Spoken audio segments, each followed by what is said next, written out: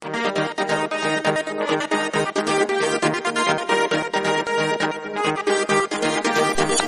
morning student. Today I will explain chapter 3 The Little Girl in class 9th. बच्चों ये बहुत अच्छी story है. It is simply beautiful story because in this chapter there was a little girl named Kezia. Kezia was very scary to her father because he thought that his father was not so good and he thought about him that he was a giant. So let we discuss this chapter. Let's start. Do you feel you know your parents better now than when you were much younger? Perhaps you now understand the reasons for some of their actions that used to upset you earlier. क्या आप महसूस करते हैं you know your parents कि आप जानते हैं अपने माता पिता को better now, अब अच्छे से? क्या आपको ऐसा लगता है कि आप अपने माता पिता को अब अच्छे से जानते हैं? That then when you were much younger, उसकी अपेक्षा जब आप बहुत छोटे थे.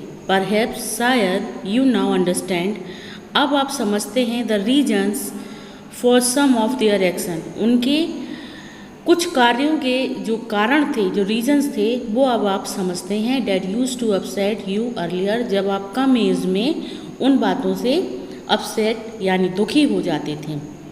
This story about a little girl whose feeling for her father changed from fear to understanding will probably find an echo in every home. ये जो story है वो एक छोटी लड़की के बारे में है जिसकी फीलिंग्स, जिसकी भावनाएं अपने पिता के लिए बदलती हैं डर से समझदारी की तरफ. और शायद इस तरह का जो वातावरण है, जो एटमॉस्फेयर है, वो हमें हर घर में देखने को मिलता है. To the little girl, he was a figure to be feared and avoided. Every morning before going to work, he came into her room and gave her a casual kiss, to which she responded with "Goodbye, father." उस छोटी लड़की के लिए he was a figure. उसके जो पिताजी थे वो एक ऐसा व्यक्तित्व, ऐसी पर्सनालिटी, ऐसे शख्स थे जिससे कि वह बहुत डरा करती थी और उनसे बचा करती थी. एवरी मॉर्निंग, प्रत्येक सुबह, बिफोर गोइंग टू वर्क, अपने काम पर जाने से पहले, ही केम इन टू हर रूम, वह उसके कमरे में जाते थे. And gave her a casual किस, और उसे एक कैजुअल किस करते थे. टू विच सी रिस्पॉन्डेड, जिससे कि वह रिस्पॉन्स करती थी विथ गुड बाय फादर, यानी जब उसके पिताजी काम पर जाते थे तो उससे पहले वो उसे मिलने जाते थे और वह अपने पिता को गुड बाय फादर कहकर रिस्पॉन्स देती थी. एंड अरे there was a great sense of relief, ये उसके लिए एक बहुत चैन की एक सुखद भाव था. वैन, जब सी हर्ड, वह सुनती थी the noise of the carries growing फेंटर and फेंटर down the long road, जब वह अपने पिता की गाड़ी को जाते हुए शोर का फेंटर एंड फेंटर मतलब और धीमा होता हुआ जो साउंड था वो सुनती थी जब उसके पिता जाते थे. तो ये उसके लिए बहुत सुखद भाव, ग्लेड सेंस यानी सुखद भाव था, उसे एक रिलीफ मिलता था. इन द इवनिंग वैन, शाम के समय, वैन, जब, ही केम होम, जब वह घर आते थे. She stood near the staircase, वह सीढ़ियों के पास खड़ी हो जाती थी. And heard his loud voice, और वह उनकी ऊंची आवाज़ को सुनती थी. इन द हॉल में, bring my tea into the drawing room, मेरी चाय ड्राइंग रूम में लाइए. Hasn't the paper come yet, क्या अभी तक पेपर नहीं आया है? Mother, go and see if my papers out there, माँ जाइए और देखिए यदि मेरा पेपर बाहर हो तो। And bring me my slipper, और मेरे लिए मेरी स्लीपर्स भी ले आइए। Kezia, mother would call her, if you are a good girl, you can come down and take off father's boot. Slowly, the girl would slip down the stairs more slowly, still across the hall, and push open the drawing room door. Kezia, mother would call her. Mother उसे बुलाती हैं. If you are good girl, यदि तुम एक अच्छी लड़की हो, you can come down, तो नीचे आ सकती हो, and take off father's boot, और अपने पिता के बूट्स उतार सकती हो। Slowly the girl would slip down the stairs, वह लड़की सीढ़ियों से धीरे धीरे नीचे आती है। मोर स्लोली, और इससे भी धीरे से।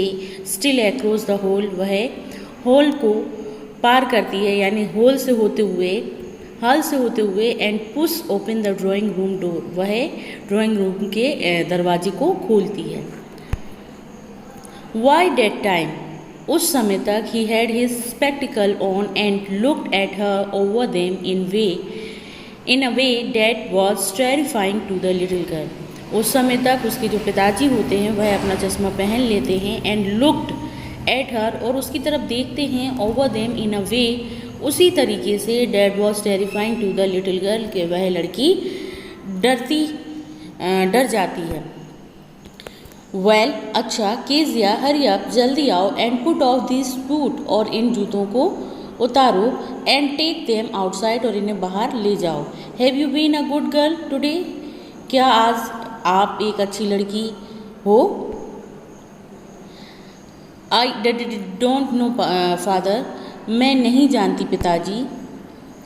You don't know, if you are stutter like that, mother will have to take you to the doctor. तुम नहीं जानती हो, यदि यू आर स्टटर्ड, यदि तुम इसी तरह से स्टेमर करोगी, यानी इसी तरह से हकलाओगी, तो mother will have to take you to the doctor, तो माँ को तुम्हें डॉक्टर के पास ले जाना पड़ेगा। सी नेवर स्टेटल्ड विथ अदर पीपल, वह कभी भी दूसरे लोगों के साथ नहीं हकलाती थी, स्टेमर नहीं करती थी। Had quite given it up but only with father, ये केवल वह अपने पिता से ही बात करते समय उसके साथ ऐसा होता था। बिकॉज, क्योंकि, देन सी, तब, she was trying so hard to say the words properly, तब वह बड़ी मुश्किल से शब्दों को सही तरीके से कहने की कोशिश करती थी, यानी अपने पिता के सामने वह बोल नहीं पाती थी डर की वजह से। व्हाट्स द मैटर, क्या बात है? What are you looking so wretched about? Rest का मतलब होता है मनहूस, लेकिन यहाँ पर उदास होने से, बहुत ज़्यादा दुखी चेहरा दिखने की जो चेहरा होता है बहुत ज़्यादा दुखी, उसके लिए रेस्ट वर्ड का प्रयोग हुआ है। तो what are you looking so rest about, तुम बहुत उदास दिखाई देती हो। Mother, I wish you taught this child not to appear on the brinks of suicide, काश माँ आप इसे इस तरह से ना दिखने के लिए, यानी ऐसा लगता है जैसे ये अभी ही मरने वाली हो। ब्रिंक ऑफ सुसाइड मतलब अभी ही आत्महत्या करने वाली हो, इस तरह से ये चेहरा बनाती है। काश आप इसे इस तरह से ना करने के लिए सिखाती। Here Kezia carry my tea cup back to the table carefully, यहाँ केजिया मेरे टी कप को टेबल पर सावधानी से ले जाओ। ही वॉज सो बिग, वह बहुत, he was so big, his hand and his neck, specially his mouth, when he yawned, thinking about him alone was like a giant. यहाँ पर जो केजिया है, जब वह थिंकिंग अबाउट हिम, जब वह अपने पिता के बारे में अकेले में सोचती थी तो उसको उसके पिताजी एक राक्षस के समान लगते थे। क्योंकि ही वॉज सो बिग, वह उसे बहुत बड़े दिखाई देते थे। His hands and his neck, उनके हाथ और उनकी गर्दन भी उसे बड़ी दिखाई देती थी। स्पेशली हिज माउथ, और उस खास तौर से उनका मुंह उन्हें बड़ा दिखाई देता था। व्हेन ही यार्न, जब वह जमाई लेते थे। On Sunday afternoons grandmother sent her down to the drawing room to have a nice talk with father and mother. अक्सर संडे के आफ्टरनून्स में, दोपहर के समय, जो दादी माँ थी वह उसे भेज देती थी नीचे ड्राइंग रूम में to have a nice talk with her father and mother. अपने माता पिता के साथ अच्छी बातें करने के लिए वह उसे नीचे ड्राइंग रूम में भेज देती थी। But the little girl always found, लेकिन वह छोटी लड़की हमेशा पाती थी मदर रीडिंग, माँ को कुछ पढ़ते हुए, and father stretched out on the sofa, और पिता को हाथ पैर फैलाकर सोफे पर सोते हुए। His handkerchief on his face, उनका रुमाल उनके चेहरे पर होता था, यानी वह रुमाल से अपने चेहरे को ढके हुए होते थे। His feet on one of the best cushion, और उनका एक पैर जो है वो कुशन पर होता था। स्लीपिंग साउंडली, वह गहरी नींद में होते थे। एंड स्नोरिंग, और खर्राटे लेते हुए होते थे। सी सेट ऑन ए स्टूल, वह स्टूल पर बैठ जाती थी। ग्रेवली वॉच्ड हिम, वह गंभीरता से अपने पिता को देखती थी। अंटिल ही वॉक, जब तक कि वह जाग नहीं जाते थे। एंड स्ट्रेच्ड, और अंगड़ाई नहीं लेते थे। एंड आस्क्ड द टाइम, और समय को नहीं पूछते थे। देन लुक्ड एट हर, और उसकी तरफ नहीं देखते थे, तब वह अपनी लड़की की तरफ देखते थे। Don't stare so Kezia, you look like a little brown owl. ऐसे मत घूरो कीजिया, तुम एक छोटे उल्लू की तरह दिखाई देती हो।